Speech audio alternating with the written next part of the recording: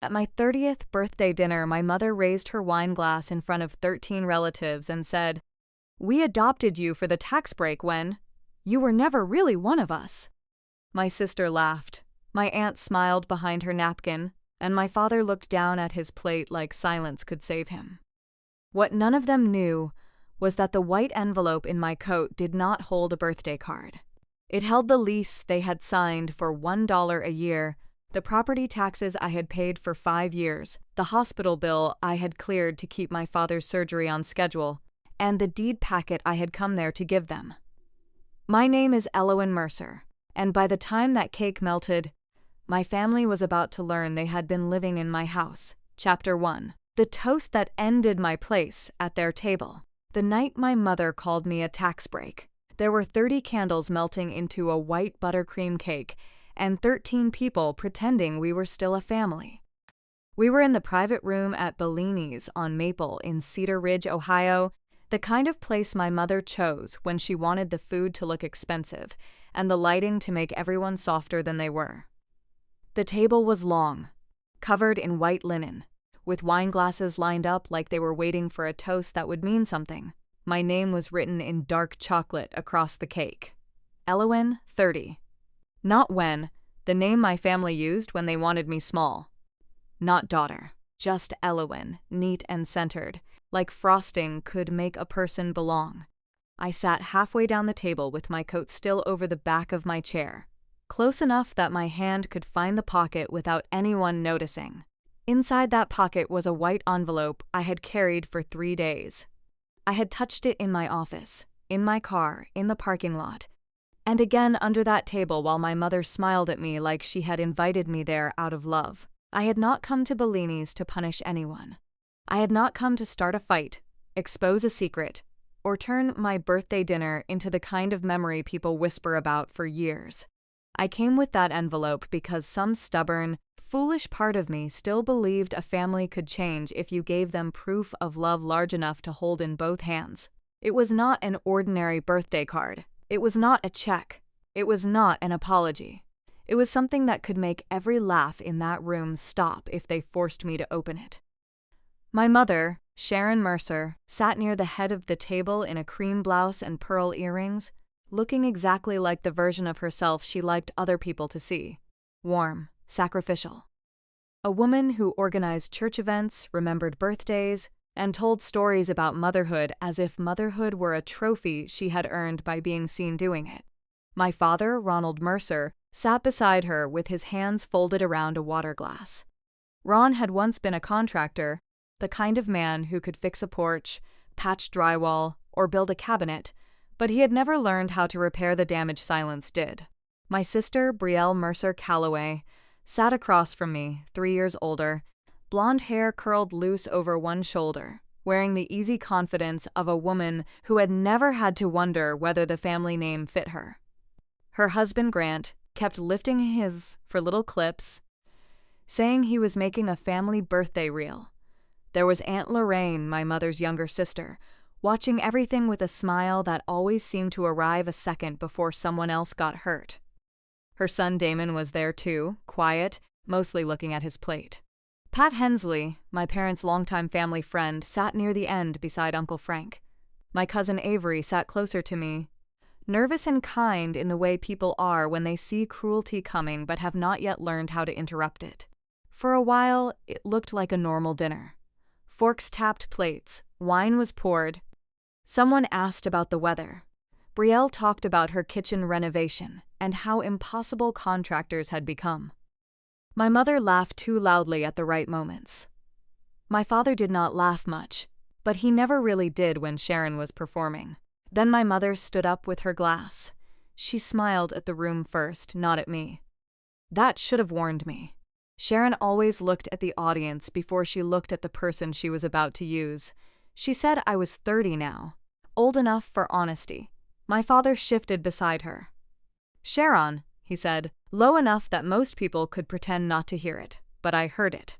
I heard the warning in his voice, and I heard how weak it was. Brielle leaned forward just a little, like a child, waiting for the punchline of a joke she already knew. Grant raised his phone higher, catching the cake, the candles, my mother's glass, and my face. Then Sharon said it. "We adopted you for the tax break when you were never really one of us." The room did not explode. It went still. That was worse. Brielle laughed first. A short, bright sound that jumped out of her before she could dress it up as shock. Aunt Lorraine lifted her napkin to her mouth, but her eyes were pleased. Grant kept recording for 2 more seconds. Maybe 3, before his smile faltered. My father looked down at his plate as if the answer to everything had been served beside his salmon. Pat set her fork down. Avery looked at me with wide eyes and said nothing. Uncle Frank muttered something I could not make out. I did not cry. I did not stand.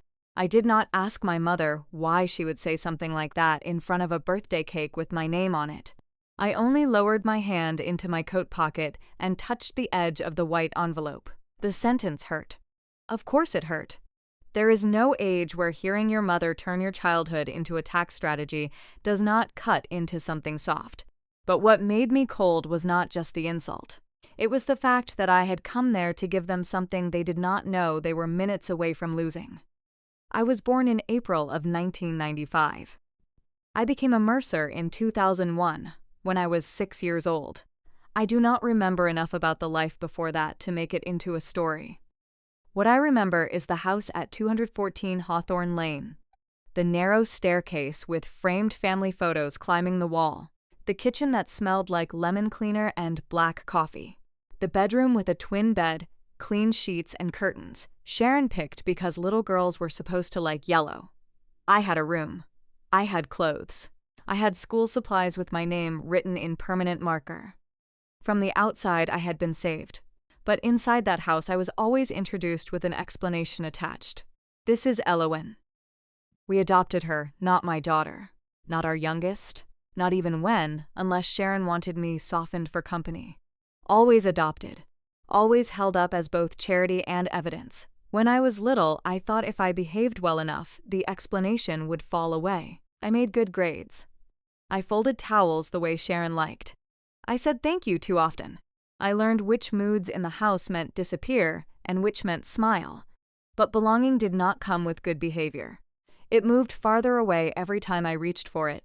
Brielle never had to reach. She was Sharon's girl, Ron's firstborn, the real Mercer daughter. She knew it before I had words for it. When we were kids, she called me the borrowed one. Sharon told me not to be dramatic. When we were teenagers, Brielle got more careful. She would say things like "when" always acts like she had to earn her place. Or some people are family because of paperwork. People laughed because Brielle had a way of making cruelty sound like confidence. If Brielle was mean, it was teasing. If I was hurt, I was sensitive. That was one of the first rules I learned in the Mercer house. The only person who never followed that rule was Grandma Vivian. Vivian Mercer was my father's mother, a retired school librarian with soft gray hair, sharp eyes, and a way of making silence feel safe instead of dangerous. She never called me her adopted granddaughter. Not once. She called me her granddaughter like she was stating the weather. I was 11 the first time Brielle told me I was not really a Mercer. We were in the upstairs hallway, and she said it because I had borrowed a sweater Sharon had bought for her. I remember standing there with the sleeves too long over my hands, feeling stupid for wanting something that smelled like the family I was trying to become. Grandma Vivian found me in the kitchen later, trying not to cry into a glass of water. She put both hands on my cheeks and made me look at her. "You are my granddaughter. Don't let small people make you beg for a place already given to you." I believed her because she said it like there was no room for appeal. In 2016, the year before she died, she mailed me a birthday card in her careful blue handwriting. I was 21, finishing school, exhausted, still trying too hard. Inside, she had written that I was the best thing that ever happened to this family, and that I should not let anyone tell me otherwise. I kept that card. I kept it through law school, through my first apartment, through holidays where Sharon called me useful, and Brielle called me intense. I kept it because sometimes one person's truth has to last longer than everyone else's lie. And on the night of my 30th birthday, that card was close to me too, back at Bellini's. My mother still held her wine glass as if she had done something brave. Brielle's laugh had faded, but the shape of it was still on her face. Grant had lowered his phone enough to know he should stop, but not enough to pretend he had not captured it. My father would not look at me. Pat was staring at Sharon like a stranger had taken her seat. I thought about the envelope in my coat pocket. I thought about what would happen if I opened it. The dinner would not be a dinner anymore. The cake would not be a cake. The private room would become something colder, something closer to a courtroom, and every person at that table would have to decide whether they wanted the story Sharon had always told or the paper trail she had never seen. I looked at my mother. If she wanted my birthday to be the night we finally told the truth, then I could tell the truth too. Mine did not need a raised glass. It did not need Brielle's laugh or Lorraine's approval. It was sitting under my hand in a white envelope in ink and signatures and payment records, waiting for the moment they made kindness impossible. I did not open it yet. I just kept my fingers on the edge and let my mother keep smiling for a few seconds longer. Chapter 2. The House They Thought They Salved. That was the thing about my mother. She had always mistaken silence for permission. I learned the difference between those two things at Merrow and Vale Title Law, where I spent my days reading the parts of people's lives they thought were private until the county recorded them in black ink. Deeds, liens, releases, foreclosure notices, tax certificates, transfer affidavits. Paperwork had a way of telling the truth without raising its voice. I became a real estate attorney because houses made more sense to me than families. I had passed the Ohio bar young, worked brutal hours as a junior associate, and saved like someone who never wanted to ask family for rescue. By 25, I was not rich, but I understood financing, title risk, and foreclosure paperwork better than anyone in my family knew. A house had a title, a chain of ownership, a legal description, a recorded history. If something belonged to someone, there was a way to prove it. If someone claimed a right they did not have, there was usually a document somewhere that said otherwise. Family had never worked that cleanly. For years, I had not known what I was in the Mercer house. A daughter when Sharon wanted credit. A guest when Brielle wanted to remind me of my place. A burden when money was mentioned. A success story when it made them look generous. So I built a life around things that could be verified. By the end of 2019, my father's business was falling apart.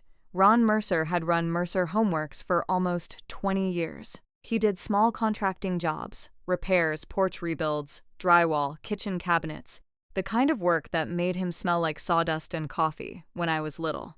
But the winter of 2019 was slow.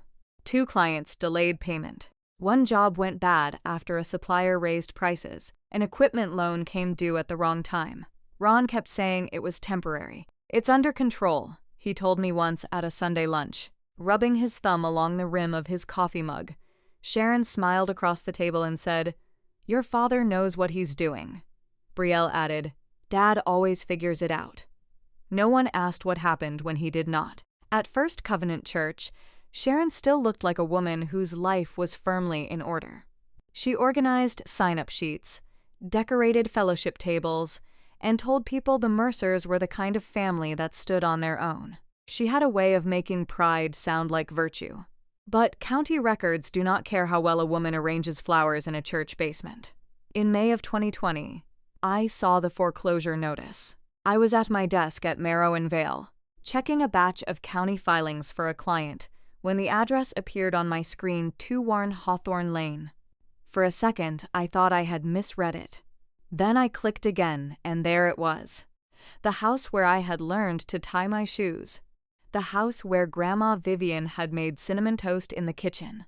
The house where I had stood on the stairs while family photos looked down at me like they were still deciding whether I belonged in the frame. The notice said there were 21 days before the sheriff's sale. I sat there with my hand on the mouse, staring at the legal description like it was a wound.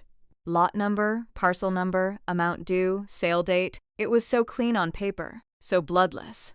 It did not mention Sharon's pride or Ron's shame or the way that house still held the only parts of my childhood I had not learned how to hate. I almost called them. I even picked up my phone.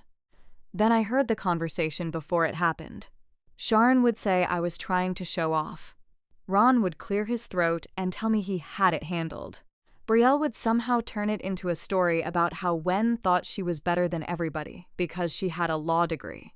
So I did what I had learned to do in that family. I helped quietly. I used Hawthorne Quiet Holdings LLC, a single-member company I had created for small property investments and liability protection. The name had no Mercer in it. Caleb Porter at Porter & Keys Management was listed as the registered agent and property manager. Caleb was steady, discreet, and allergic to drama, which made him exactly the kind of person I needed. When I called him, he listened without interrupting. "You understand what you're doing," he said. "I do. You buy it this way. They may never know it was you. That's the point. And if they find out later?" I looked at the foreclosure notice on my desk. "Then they'll find out they still had a roof because someone cared more about the house than the credit." In July of 2020, Hawthorne Quiet Holdings LLC bought 214 Hawthorne Lane at the sheriff's sale for $286,000. I used savings, a mortgage under the LLC, my salary, and every piece of knowledge I had spent years gathering from other people's disasters.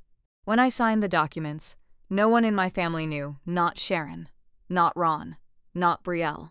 I sat in my car afterward with the purchase confirmation on the passenger seat and cried harder than I had expected to. Not because I owned the house, because I had saved a home I had never been fully allowed to claim.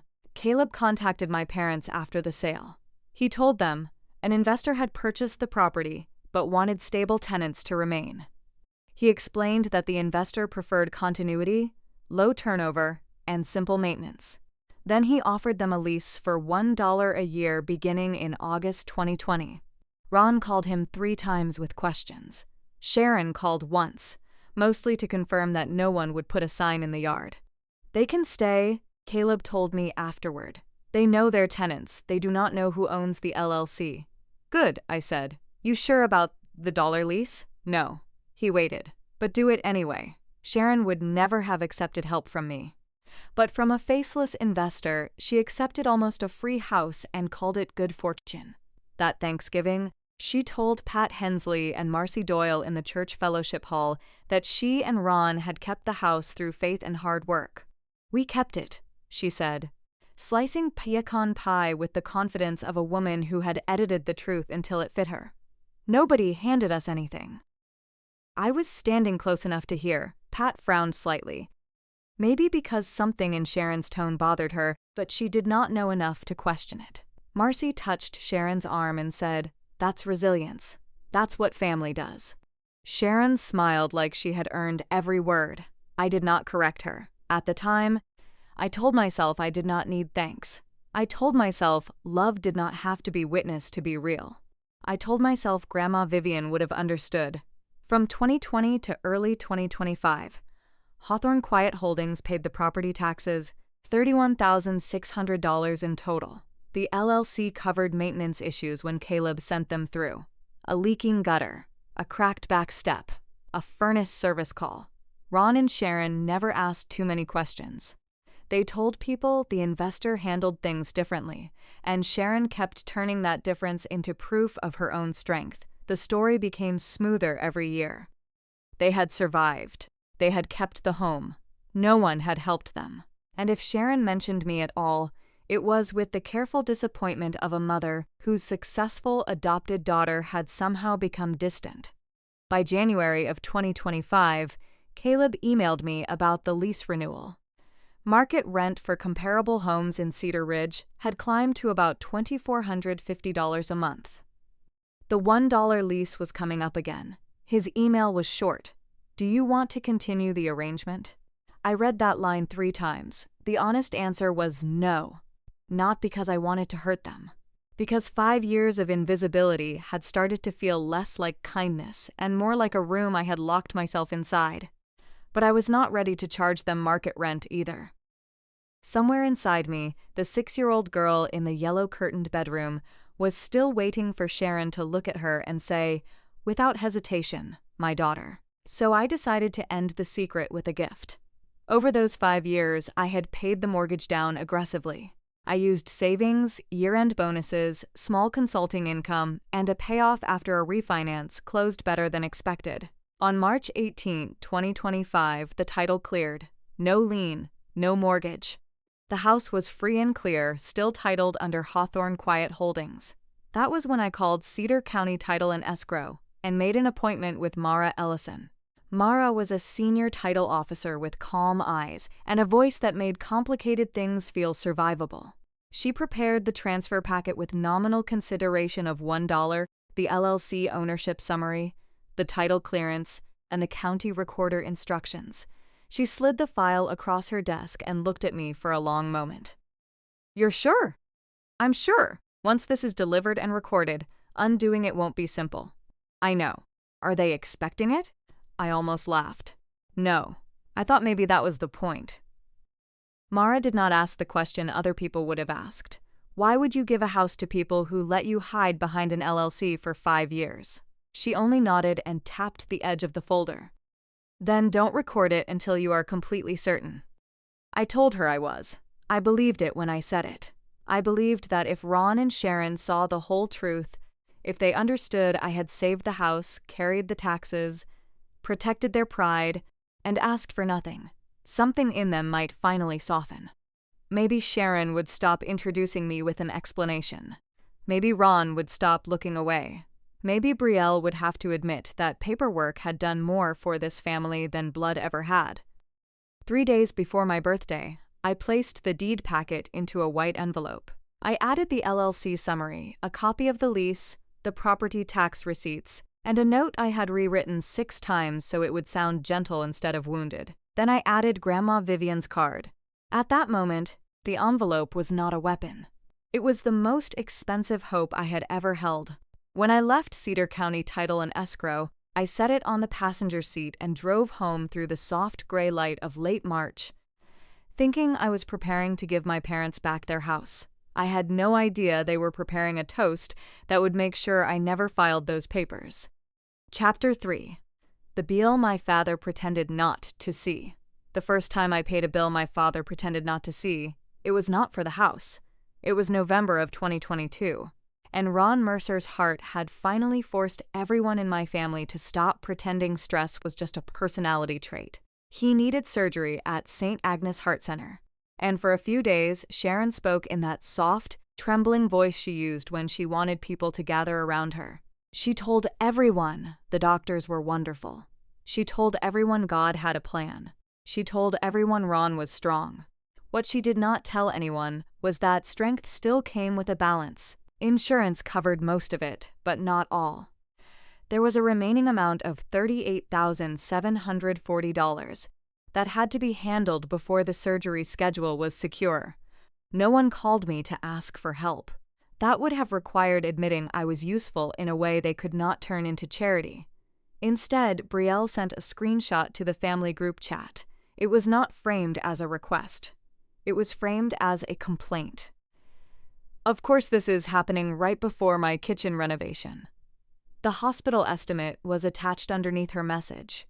I remember sitting at my kitchen counter, still in my work blouse, staring at the image on my phone. I could see the St. Agnes logo, the balance, the payment portal, and the account number at the top. Brielle had not meant to give me what I needed. She had only meant to make sure everyone knew her inconvenience mattered too. Sharon replied with prayer hands. Lorraine wrote, "Family will get through this." Ron did not write anything. I waited for someone to say they had a plan. No one did. That night, after I washed a coffee mug I had not used, I called St. Agnes Heart Center and asked for billing. A woman named Tessa Monroe answered.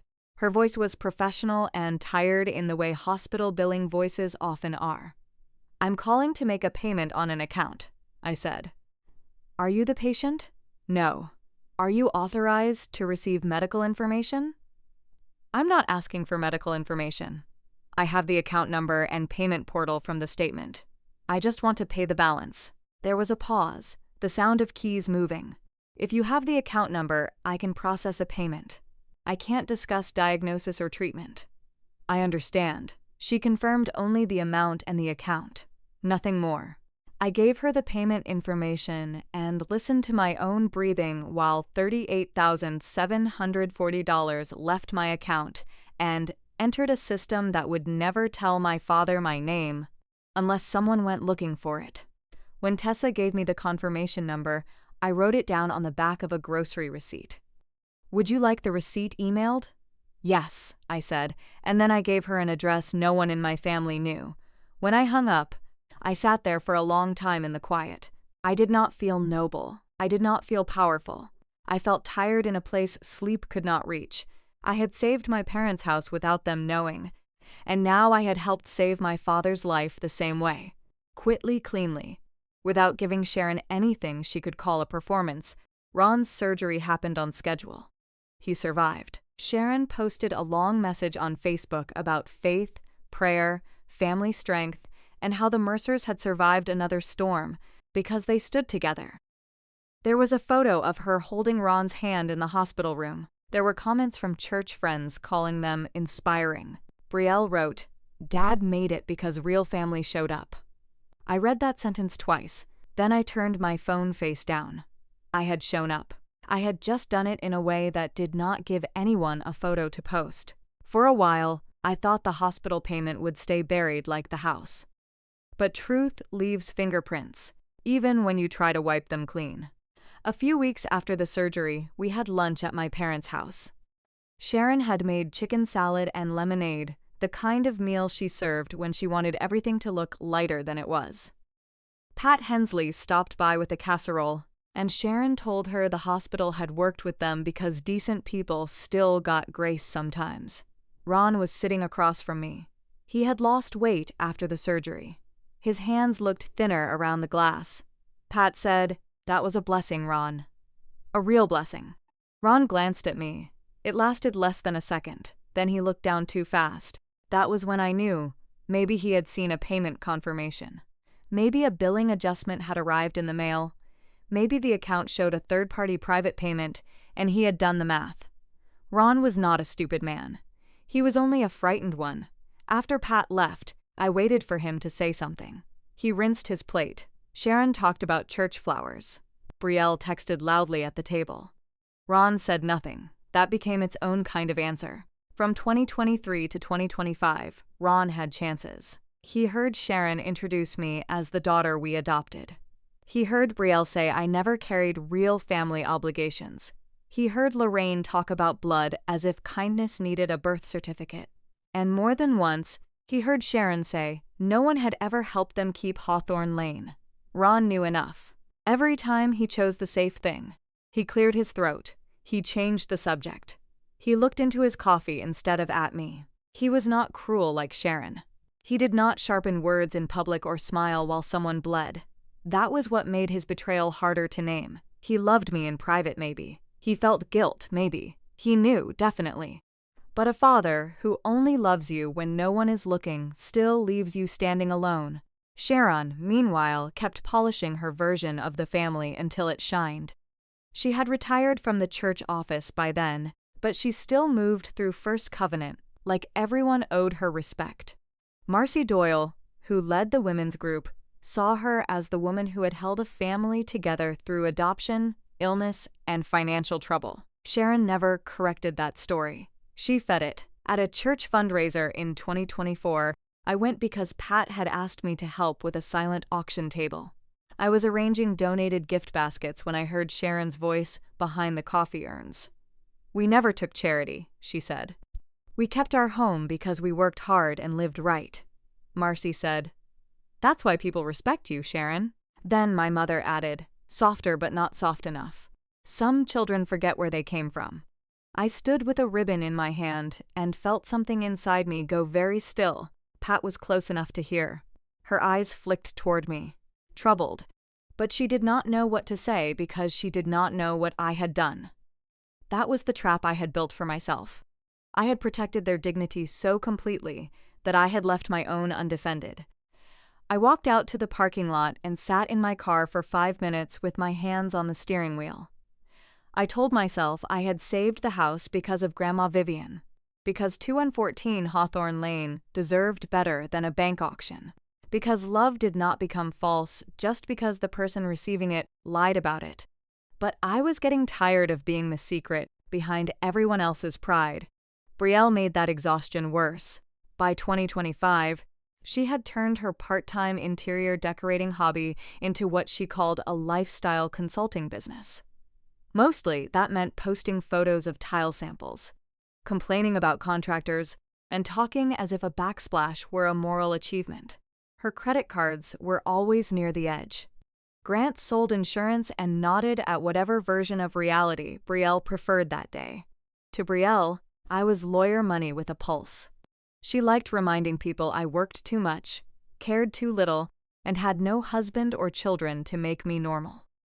She also liked pretending she was the daughter who showed up, even though her showing up usually involved dropping her kids at my parents' house and asking Sharon what was for dinner.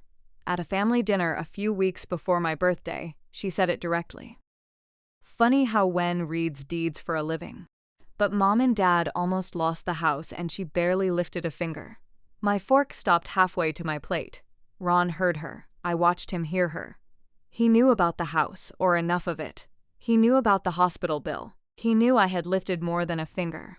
I had lifted the floor under their feet and held it there for 5 years. He coughed into his napkin. Weather's supposed to turn this weekend, he said. And there it was, the full weight of him. Not angry, not unkind, just absent at the exact moment a father should appear. Lorraine, of course, enjoyed the opening. Degrees don't make blood, she said, swirling iced tea in her glass. Paperwork doesn't make a bond. Her son Damon sat beside her, quiet and red-faced, picking at his food. Lorraine had always resented that I became an attorney while Damon bounced between warehouse shifts and rideshare apps. She never called it resentment. She called it family values. I said nothing then. I was still trying to believe the birthday dinner might be different. A few days before I turned 30, Sharon called me while I was leaving court records. Brielle booked the private room at Bellini's, she said. 7 o'clock, don't be late. I won't, and when? Yes, let's not make anything awkward. Your father's heart can't take tension. I stood in the parking garage with my keys in my hand and almost laughed, not because it was funny. Because Ron's heart was still beating partly because of me, and Sharon had found a way to use it as a leash. I'll be there, I said. Before the dinner, I opened the white envelope one more time at my desk. The deed packet was there, the LLC summary, the lease, the property tax receipts, Grandma Vivian's card. Then I added the St. Agnes payment confirmation. I did not add it because I planned to use it. I added it because if they asked what I had done for this family, I wanted to have the answer in paper instead of pain. I still believed I was walking into Bellini's with a gift.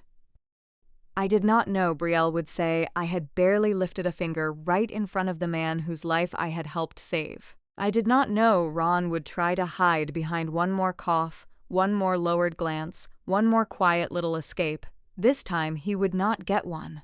When I stepped into Bellini's on Maple that night, the white envelope was inside my coat, and my father's secret was already sitting at the table waiting for me. Chapter 4, Blood, Wine, and the Envelope. In my lap the private room was ready before the family was. Bellini's on Maple had given us the back room, the one with amber lights, framed prints of Italian vineyards, and a long table set so neatly it looked like no one in a small Ohio town could possibly say something unforgivable there. White linens, folded napkins, wine glasses catching the light, a cake waiting on the side table with 30 candles pressed into white buttercream. For one stupid minute, I let myself think it could still be gentle. I kept my coat draped over the chair beside me instead of handing it to the hostess.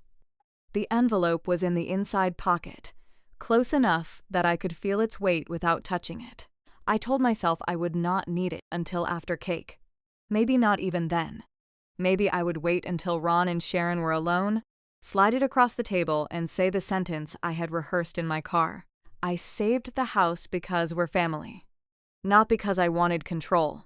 Not because I wanted applause. Because some part of me still thought love could be proven quietly enough that no one felt embarrassed receiving it.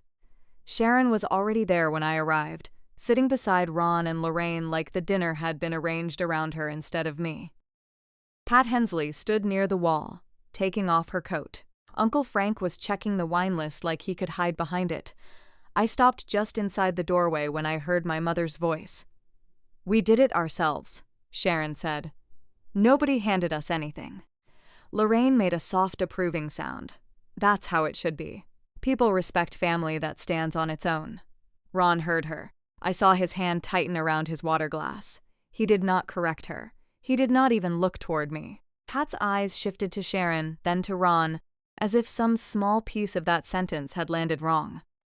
But she did not know enough to challenge it. Not yet. I stepped forward before anyone could realize I had been listening. "Hi, Mom." Sharon turned with a bright smile. "When? There you are. There you are." Like I was a guest who had finally found the room. Brielle and Grant arrived 10 minutes late, wrapped in cold air and expensive perfume. Brielle kissed the air beside my cheek without actually touching me, then looked at my coat. New coat? Lawyer money must be nice. Grant gave a small laugh. The kind husbands give when they know better than to disagree with their wives in public. He lifted his phone and panned across the table. "Birthday reel," he said. "Everybody look happy." Brielle looked happy easily. She spent the first course talking about her kitchen renovation, the tile she had waited 3 months for, the cruise she wanted to take in July, and the private school waitlist that apparently required more emotional labor than most medical emergencies. She did not ask me how work was. She did not ask how I had been. She did not ask anything that required me to exist outside the role she had assigned me. At first, dinner moved like every Mercer dinner. Polite on top, sharp underneath, then Sharon began telling the adoption story. She did not call it that, of course. She called it remembering. "You were such a little thing," she said, looking around the table instead of at me. "People don't understand what it takes to bring a child into your home when times are hard. Not everyone would do it." Lorraine nodded. "It takes a certain kind of woman." Sharon smiled as if she had been waiting for that line. Our adopted Wen was always serious, always watching. Even then. Our adopted Wen, the words landed softly enough that anyone could pretend they were harmless. That was how my mother liked to cut, with a blade wrapped in lace. I took a sip of water. Pat looked down at her plate. Avery, sitting 2 chairs away from me, pressed her lips together but said nothing. Lorraine tilted her head. "Well, love is love, but blood understands blood. Paperwork can't manufacture that." The envelope in my coat seemed to grow heavier. I could have said something. I could have asked Lorraine whether paperwork had manufactured the lease her sister had lived under for 5 years. I could have asked whether blood paid property taxes. I could have asked whether blood had kept Ron's surgery on schedule. Instead, I set my glass down carefully. "Family is supposed to show up," Brielle said, picking up the thread like she had been handed it. "That's all Aunt Lorraine means." Then she looked at me. "It's just funny. Wen reads deeds for a living. But when Mom and Dad almost lost the house, she barely lifted a finger. The table went quiet in the way people get quiet when they are not sure if they should laugh. I looked at Ron. He knew. He knew about the house, at least enough to suspect. He knew about St. Agnes. He knew that if I had barely lifted a finger, his heart might not have made it to another birthday dinner. He knew the words coming out of Brielle's mouth were not just wrong, they were cruel. He stared into his water glass. I waited 1 breath, 2-0. "I helped where I could," I said. Brielle laughed, small and dismissive. "That's what people say when they didn't." Lorraine added, "Blood shows up." My hand moved under the table and found the edge of the envelope through my coat. I did not pull it out. Not yet. Uncle Frank cleared his throat. "So, Bellini's still doing that lemon chicken?" No one answered him. Sharon leaned back, pleased. Not openly. My mother was never sloppy with pleasure. But I saw it in the corners of her mouth. She liked when Brielle reminded me of my place. She liked when Lorraine turned family into bloodline and bloodline into a weapon. She liked when Ron stayed quiet because his silence made her version of the world feel official. That was when I understood something I should have understood years earlier. I had come to that restaurant to give a house to people who were still competing to prove I did not belong inside it. Before the cake came out, I stood. "I'll be right back." Brielle glanced at my coat when I picked it up. "Taking your coat to the restroom? It has my phone." It was a bad lie, but no one stopped me. The restroom at Bellini's was narrow and quiet, with gold-framed mirrors and a little vase of fake white roses by the sink. I locked myself inside the last stall, sat on the closed lid, and opened the envelope on my lap.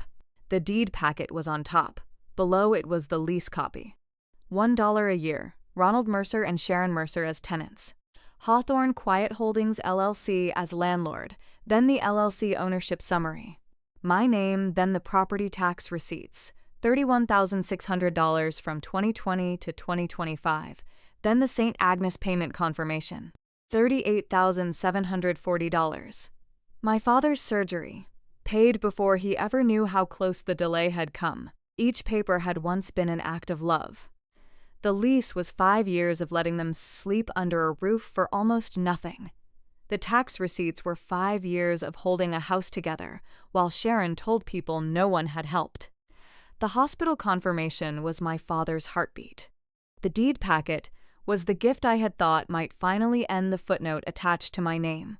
At the bottom was Grandma Vivian's card. I unfolded it with hands that had stayed steady all through dinner, and only started trembling then. "Happy birthday to my granddaughter." I read that line twice. For 1 minute, I let myself be all of them. The 6-year-old with the yellow curtains. The 11-year-old in Vivian's kitchen. The 25-year-old signing papers for a house she had never fully been allowed to call home. The 27-year-old paying a hospital bill in the dark. The 30-year-old woman in a restaurant restroom, still trying to earn what should have been given freely.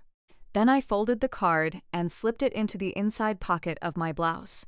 Separate from the rest, the other papers went back into the envelope. Something in me settled. The envelope was still going on that table. But not as a gift. Not anymore. It would go on the table as a fact. When I returned to the private room, the cake had been set in front of my mother instead of me, as if even my birthday needed to pass through Sharon first. The candles were lit, 30 small flames trembling in the restaurant air. Grant had his phone up again. Brielle was watching Sharon with an eager little smile. Lorraine sat straighter. Ron's hand was wrapped around his water glass so tightly his knuckles had gone white. Pat looked at me, then at the envelope now resting in my lap beneath the napkin, and her face changed. Sharon tapped her spoon against her glass 3 times. The room quieted. "Before we do the cake," she said, smiling at everyone first, "I want to say a few words. Wen is 30 now. I think it's time everyone knows why we really adopted her."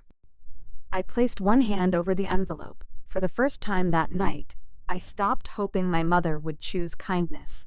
I just waited for her to finish the sentence. Chapter 5. The deed on the table.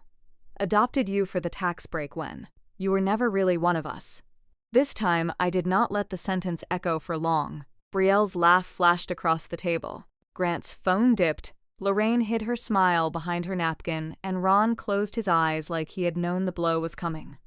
Pat set her fork down. Avery stared at me with a helplessness that almost looked like grief. I did not break. I became still.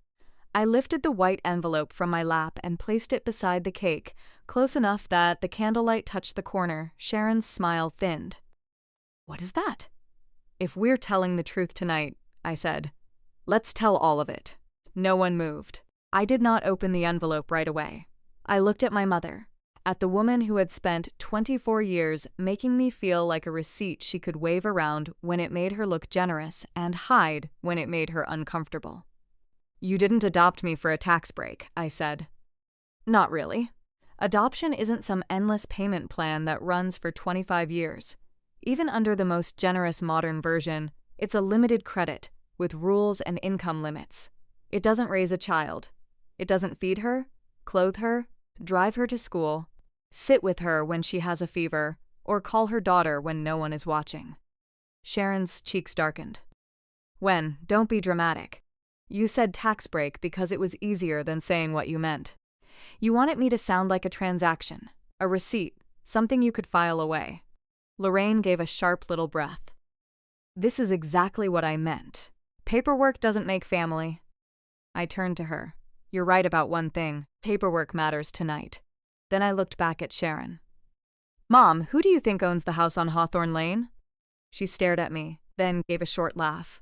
Our home? Your father and I kept that house. Legally? Ron's eyes opened. Brielle's face changed first, not into understanding, but into suspicion. I opened the envelope and took out the lease copy. I set it on the table in front of the cake. August 2020. Tenants, Ronald Mercer and Sharon Mercer. Landlord, Hawthorne Quiet Holdings LLC, $1 a year. Sharon frowned. I don't understand what you're doing. I placed the next page beside it. Hawthorne Quiet Holdings LLC. Sole member Elowen Mercer. The room shifted.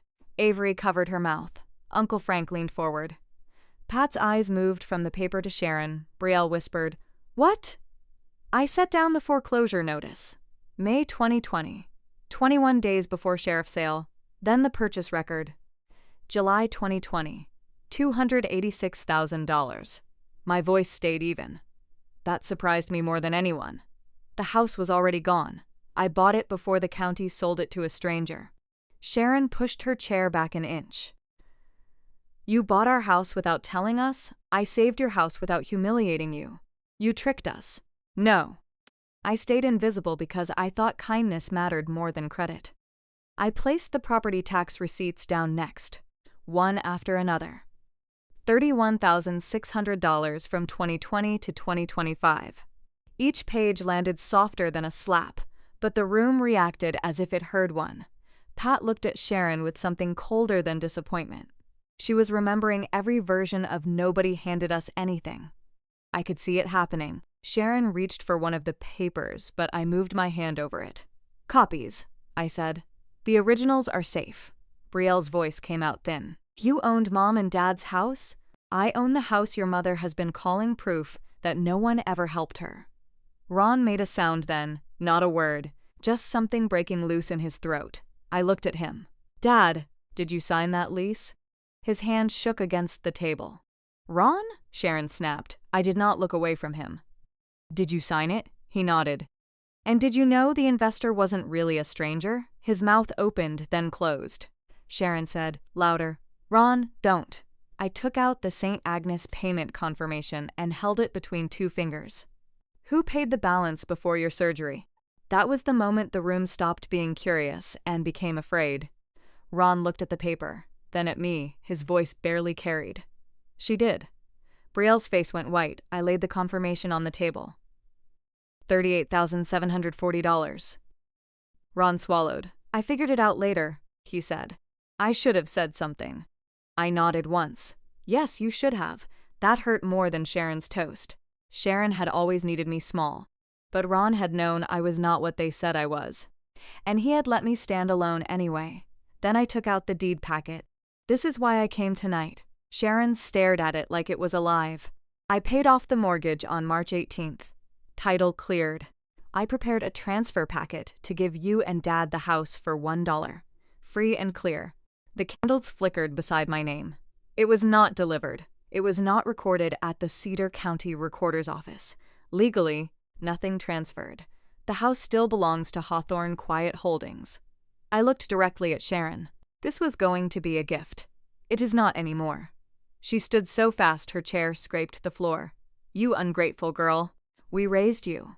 We gave you our name. We gave you a childhood. I felt Grandma Vivian's card inside my plus warm against my skin. You gave me a last name, I said. Grandma Vivian gave me a place. Pat stood. For the first time that night, someone else did not stay silent. Sharon, she said. She saved your home. She saved Ron's life. And you toasted her like a coupon. No one laughed after that. Uncle Frank muttered, That's enough, Sharon. Avery was crying quietly. Grant turned his phone off. Brielle stared at the table, her confidence gone, stripped down to something younger and frightened. I didn't know, she said. I looked at her. You didn't ask. You only needed me beneath you. She had no answer. I gathered Grandma Vivian's card, the deed packet, and the originals. I left the copies on the table, the lease, the purchase record, the property taxes, the hospital confirmation. Let them sit there with the cake. Let them be the guests no one could talk around. I stood. All communication about the house goes through my attorney now. I did not stay for cake. Grant did not post the birthday reel. But later that night, Avery asked him for the clip because she said she needed to understand what had actually happened. From Avery, it reached Uncle Frank. From Uncle Frank, it reached Pat. By the end of the week, enough people had seen Sharon raise that glass that her version of the story could not breathe on its own. Sharon tried to say I had ambushed her. She tried to say I used the law to control people. She tried to say I had humiliated my mother, but the video had her voice on it. Tax break, Brielle's laugh, Ron admitting the truth. Pat told Marcy Doyle enough for First Covenant to stop treating Sharon like a monument to sacrifice. That was the first consequence my mother truly felt. Not the lease, not the money.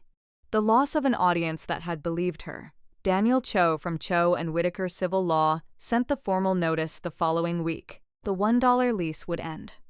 Ron and Sharon had 60 days to sign a new lease at market rent, $2,450 a month, or vacate 214 Hawthorne Lane. If they refused both, the legal process would begin properly, through the court, not through screaming across a dinner table. I did not throw them into the street. I also did not keep financing people who could call me a tax break while sleeping under my roof. Ron called when the notice arrived. I did not answer the first time. He left a voicemail. I knew enough, he said. Since St. Agnes, maybe before. I was ashamed. I was scared of your mother. I let you carry what I should have told the truth about. I'm sorry, Wen. I listened twice, then I texted him. If you want to be my father now, start telling the truth when it costs you something. Brielle texted too.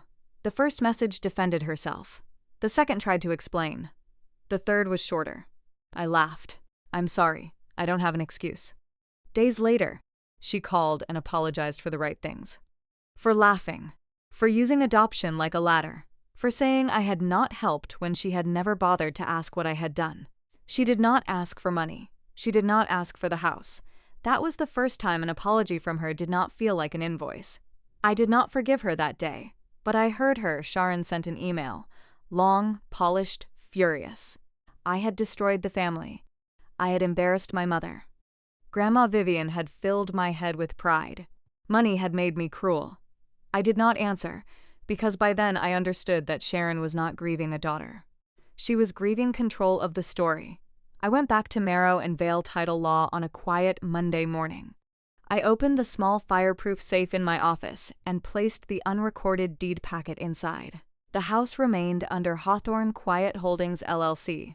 The deed was no longer a broken gift, it was a boundary. Then I framed Grandma Vivian's birthday card and set it on the shelf beside a copy of the title to 214 Hawthorne Lane. One document proved who owned the house. The other reminded me who had loved me before I ever thought I had to earn it. For years I believed I had to give away something enormous to finally be called a daughter. But people who make you pay for belonging never had the right to define you in the first place. Maybe Ron will become honest enough to be allowed closer. Maybe Brielle will keep apologizing without asking for anything. Maybe not.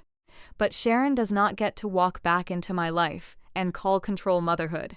The house stayed in my name. So did my life.